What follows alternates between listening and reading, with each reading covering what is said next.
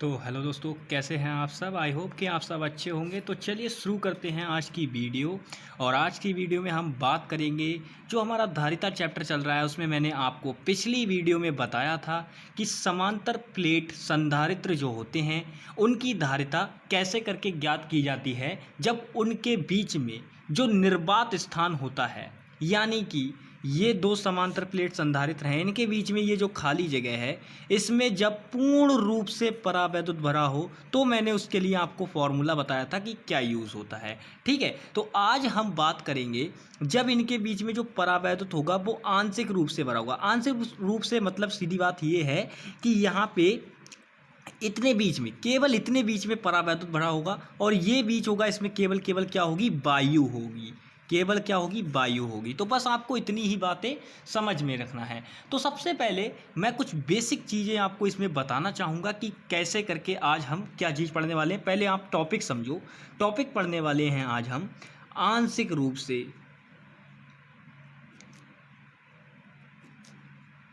जब परावैद्युत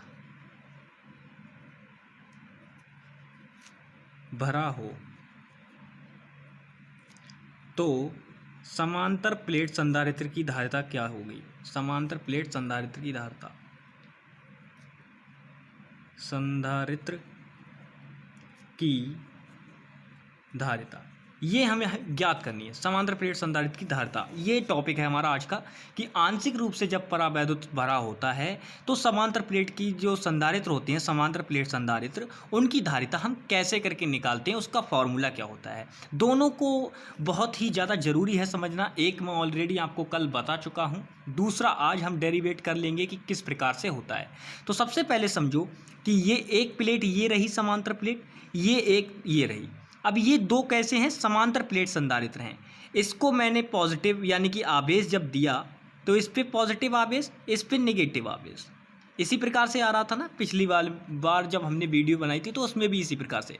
ठीक है, तो ये इस पर पॉजिटिव आवेश आ गया, इस पे नेगेटिव आवेश आ गया। हम जानते हैं कि दोनों प्लेटों की जो बीच की दूरी होती है वो क्या होती है, डी होती है। ठीक है, अब समझो, मैंने बोला आंशिक रूप से जब परावैद्युत भरा होगा तो जाहिर सी बात है कि इतने एरिया में परावैद्युत हो सकता है। अब आपकी इच्छा, आप चाहे इधर वाले एरिया में परावैद्युत मान लो या इधर वाले में मान लो, वो आपकी इच्छा है। ठीक है, तो मैंने मान लिया कि ये वाला जो एरिया है हमारा, इसमें पूरे में क्या भरा है, परावैद्युत भरा है। इसमें क्या है, पूरे में भरा हुआ परावैद्युत भरा हुआ है इसमें पूरे में। ठीक है, तो मैं यहाँ पे लिख देता हूँ परावैद्युत। इसमें क्या भरा हुआ है दोस्तों, परावैद्युत भरा हुआ है। अब समझो बात को, ये दूरी पूरी डी है, पूरी क्या है, डी है। तो ये बताओ, अगर मैं यहाँ से यहाँ तक की जितने बीच में ये परावैद्युत भरा है, अगर इसे टी मान लूँ तो ये क्या हो जाएगी, ये दूरी क्या हो जाएगी, ये इतनी वाली, तो ये हो जाएगी आपकी डी माइनस टी हो जाएगी। डी माइनस टी हो जाएगी। के परावैद्युत भरा हुआ है यहाँ पे, ये बात ध्यान रखना। ठीक है, अब आप अच्छी तरीके से जानते हैं कि पॉजिटिव आवेश से आपकी जो होती है वो दिशा बाहर की तरफ जाती है और नेगेटिव यानी ऋण आवेश में प्रवेश करती है। तो दोनों की दिशाएं एक तरफ होंगी, यानी कि जो भी चीज़ होगी वो क्या होगी, जुड़ जाएगी, यानी वैद्युत विभव जो होगा इनका वो जुड़ जाएगा। ठीक है, अब वैद्युत विभव, और देखिए पिछली बार जब हम पढ़ रहे थे, पिछला डेरिवेशन हमने पढ़ा था, तो उसमें वैद्युत क्षेत्र जुड़ा था, E1 प्लस E2 हुआ था उसमें।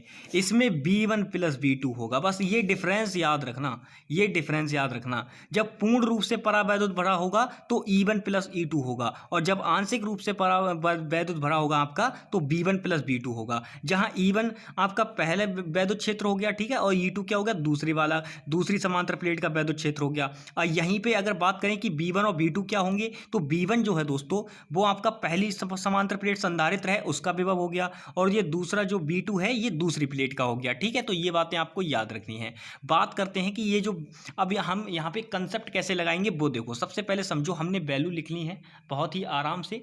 आप अच्छी तरीके से जानते हैं कि हम पिछली वीडियो में हमने बी का फॉर्मूला बनाया था, जो कि हमारा क्या बना था, जो कि हमारा फॉर्मूला बना था सिग्मा अपॉन के अपसालन नाट, के अपसालन नाट टी। ये हमारा फॉर्मूला बना था, ये हमारा फॉर्मूला बना था जिसकी हमें यहाँ पे ज़रूरत पड़ने वाली है। ठीक है, तो अब ये बातें मुझे जो समझानी थी इसमें वो मैंने आपको समझा दी हैं। सबसे पहले मैंने बात की कि हमने दो समांतर प्लेट संधारित्र लिए, उसके बाद मैंने इनको आवेश दिया जो कि एक पर प्लस आवेश आ गया, एक पे माइनस आवेश आ गया। उसके बाद मैंने इसमें आंशिक रूप से परावैद्युत भरा जो कि के है, के परावैद्युत भरा। तो मैंने देखा कि टी, मान लो टी मोटाई तक इसमें परावैद्युत भर दिया मैंने, यहाँ तक इतनी इसकी मोटाई कर दी, ये टी परावैद्युत भर दिया इसमें टी तक, ठीक है। और बाकी ये जो पूरी प्लेटों की जो बीच की दूरी है दोनों प्लेटों की वो डी है। तो एक अगर मैं यहाँ पे ये दूरी चाहिए मुझे इतनी, तो ये क्या हो जाएगी यार, डी में से टी घटा दूंगा तभी तो मुझे ये दूरी मिलेगी, ठीक है। तो डी माइनस टी हो जाएगी ये। तो बस ये इतनी बातें आपको इसमें डेरिवेशन में समझनी थी। तो चलिए आप डेरिवेशन को अच्छी तरीके से देख लेते हैं कि किस तरीके से इसका डेरिवेशन होगा। चलिए यहाँ समझिए बात को आप। बिल्कुल देखिए सेम वही है, कंसेप्ट है जो मैंने आपको बताया था। अब यहाँ पे समझो, सबसे पहले क्या होगा, सीधे सीधे जब हम समांतर प्लेट संधारित्र की धारिता निकालेंगे, जब उनके बीच आंशिक रूप से परावैद्युत भरा हो। देखिए यहाँ पे, देखिए इस पे पॉजिटिव आवेश है, इस पे नेगेटिव आवेश है, और यहाँ पे के जो है ये क्या है, आपका परावैद्युत भरा हुआ है। क्या है ये, आपका परावैद्युत, ठीक है। तो ये परावैद्युत भरा हुआ है, तो हम देखते हैं कि यहाँ पे ये टी मोटाई तक इसका परावैद्युत भरा हुआ है, यानी कि टी तक, ये यहाँ से यहाँ तक जो परावैद्युत भरा हुआ है वो टी तक भरा हुआ है। तो ये जो दूरी बचेगी ये डी माइनस टी बचेगी, यानी कि डी में से आप टी को घटा दोगे तो आपको ये दूरी मिल जाएगी, जो कि ये क्या है, निर्वात स्थान है, यानी कि यहाँ पे कुछ भी नहीं है, खाली है, ठीक है। तो अब समझो, सबसे पहले दो स्थान बनेंगे इसमें। सबसे पहले इतना एरिया, अगर आप देखें इतना एरिया क्या है, इसमें परावैद्युत है, तो परावैद्युत वाले स्थान के लिए वैद्युत क्षेत्र अलग होगा कि नहीं होगा, बताओ। परावैद्युत वाले क्षेत्र के लिए आपका जो होगा वो ये E1 अलग हो जाएगा, और वहीं अगर बात करें निर्वात के लिए तो निर्वात के लिए E2 अलग हो जाएगा। अब सबसे पहले बात समझो, जब परावैद्युत के अंदर होगा, परावैद्युत के अंदर, तो भाई माध्यम अलग है, क्योंकि परावैद्युत है तो माध्यम वहाँ पे के है कि अलग चीज़ है, परावैद्युत वहाँ पे यूज़ किया गया है। तो देखो इसके लिए आप क्या करेंगे, क्योंकि अगर हम देखें तो हम अच्छी तरीके से जानते हैं कि जो वैद्युत क्षेत्र की जो दिशा होती है वो पॉजिटिव आवेश से बाहर की तरफ होती है और नेगेटिव आवेश में प्रवेश कर रही होती है। तो दोनों की दिशा यही इसी साइड में होंगी, माइनस की तरफ कोई जानी है, क्योंकि माइनस में प्रवेश करेंगी और पॉजिटिव आवेश से बाहर निकलेंगी। तो देखो ये पॉजिटिव से बाहर निकल रही हैं और माइनस में प्रवेश कर रही हैं। तो सीधी बात है, चाहे E1 की बात करें या E2 की बात करें, जब हमें परिणामी वैद्युत क्षेत्र निकालना होगा तो उसके लिए हमें दोनों को जोड़ना पड़ेगा। तो चलिए वही करेंगे। सबसे पहले हम देखते हैं कि हमें कैसे करके क्या जरूरत पड़ने वाली है। तो परावैद्युत के अंदर जब हम वैद्युत क्षेत्र निकालेंगे तो वो E1 बराबर हमारा ये फॉर्मूला बन के आ जाएगा, जो कि मैंने कल भी आपको बताया था कि कैसे करके बना था, ठीक है। तो यहाँ पे आपको E1 बराबर सिग्मा अपॉन के एप्सिलॉन नॉट ये फॉर्मूला बनेगा। फिर आप E2 के लिए जब बात करोगे तो सीधी बात है कि हम देख रहे हैं E1 और बात कर रहे हैं यहाँ पे परावैद्युत के अंदर। परावैद्युत क्या है, आपका के, जो कि यहाँ पे यूज किया गया है। वहीं दोस्तों जब हम वायु के स्थान पर जाएंगे, यानी कि जहाँ पर वायु है, निर्वात एरिया है ये, तो यहाँ पे देखो भैया ये के हटा दिया गया है। उसका रीजन ये है क्योंकि यहाँ पे परावैद्युत नहीं है, खाली है, आंशिक रूप से भरा हुआ है, इसलिए मैंने ये बात आपको बताई थी। तो यहाँ से के गायब हो जाएगा, तो यहाँ पे आपका जो 2 यानी कि जो दूसरा वैद्युत क्षेत्र होगा E2 वो आपका सिग्मा अपॉन एप्सिलॉन नॉट बच जाएगा। अब मैंने पिछली वीडियो में भी बताया था कि E बराबर B अपॉन डी फॉर्मूला याद रखना। E बराबर B अपॉन डी फॉर्मूले से आप क्या निकालोगे, B बराबर ED, ये फॉर्मूला बना लोगे। अब यहाँ पे आपको E की वैल्यू भी पता है और D की वैल्यू आप अच्छी तरीके से जानते हो। D क्या है, दोनों प्लेट जो समांतर प्लेट संधारित्र हैं उनके बीच की दूरी है। अब बात करते हैं B बराबर E और D से आप क्या करोगे, पूरी तरीके से वैद्युत विभव आप निकाल लोगे, ठीक है। तो आप परावैद्युत वाले स्थान का जब आप निकालोगे तो भाई वो B1 हो जाएगा आपका। तो B1 के लिए आप दोनों वैल्यू क्या करोगे, ये E1 लोगे यहाँ पे, तो E1 लोगे तो ये देखिए D बराबर क्या है आपका T है, ठीक है। सीधी बात है, D बराबर क्या है आपका T है। यहाँ पे देखिए ये T और D ये दोनों आपस में कैसे हैं, बराबर हैं, ठीक है।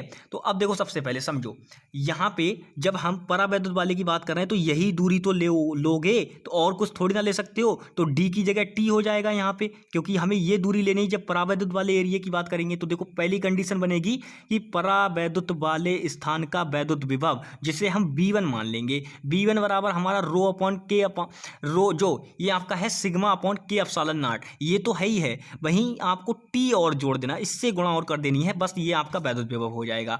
वहीं हम बात करते हैं कि परावैद्युत वाले स्थान में, मतलब परावैद्युत नहीं होगा अब यहाँ पे परावैद्युत खत्म हो जाता है। दूसरी कंडीशन में परावैद्युत नहीं है क्योंकि ये निर्वात एरिया है। ये मैं बार बार बता रहा हूँ, क्यों?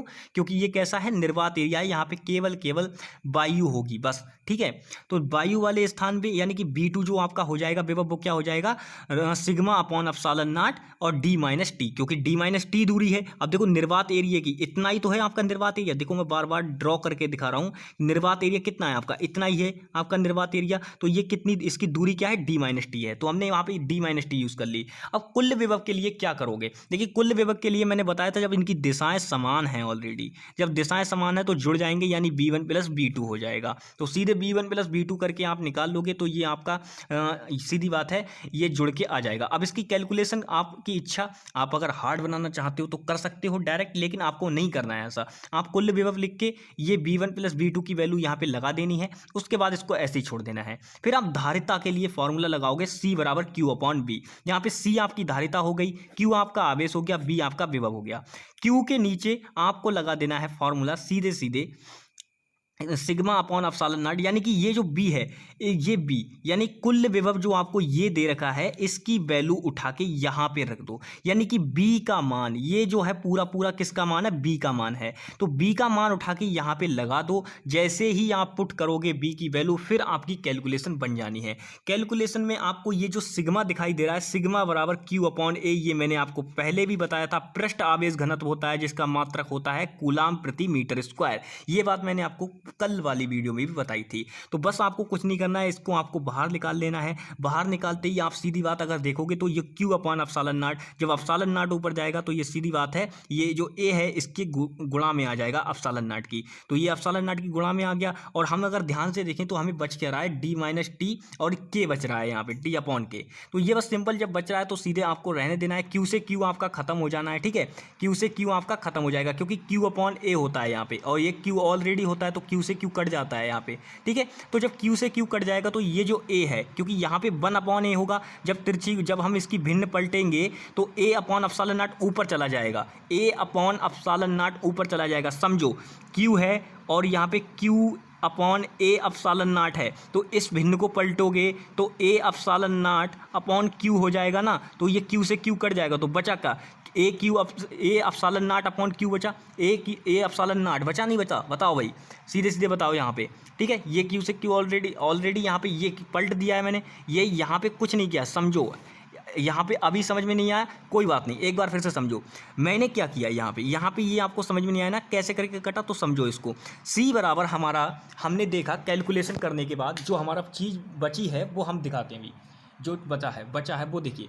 सबसे पहले समझो हमारा बचा है यहाँ पे Q बचा है, फिर हमने देखा Q, ठीक है, फिर बचा है हमारा अपॉन A एप्सिलॉन नॉट, यही तो बचा है। अब इसको करना क्या है, ये इतनी जो भिन्न है इसको पलट दो बस, तो Q गुणा में A एप्सिलॉन नॉट ऊपर चला जाएगा, अपॉन में Q आ जाएगा, इधर 1।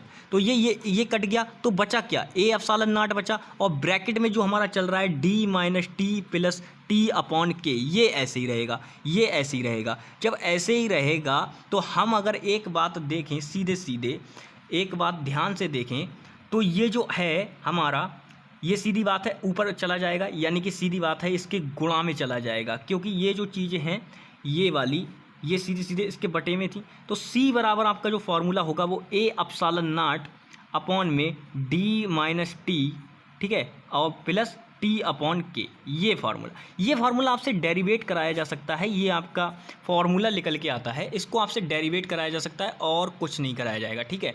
कि आपसे पूछ लिया जाएगा कि बताओ कोई आपका लिए 2 समांतर प्लेट संधारित्र दे देगा, ठीक है, उनके बीच की दूरी वगैरह कुछ नहीं देगा, आपसे बोलेगा 2 समांतर प्लेट संधारित्र हैं, इनके बीच आंशिक रूप से परावैद्युत भरा है, तो भैया सीधी बात है जो इनका धारिता होगा उसके सूत्र का निगमन करें। इस तरीके से आपको डेरिवेशन बन सकता है, बस और कुछ नहीं मिलेगा इससे। जो न्यूमेरिकल बनते हैं वो ज़्यादातर बनते हैं पूर्ण रूप से जब वो भरा होता है आपका परावैद्युत, तो उससे बनते हैं बस, ठीक है। तो आज की वीडियो में बस इतना ही, मिलेंगे नेक्स्ट वीडियो में, तब तक के लिए bye bye, take care and जय हिंद दोस्तों।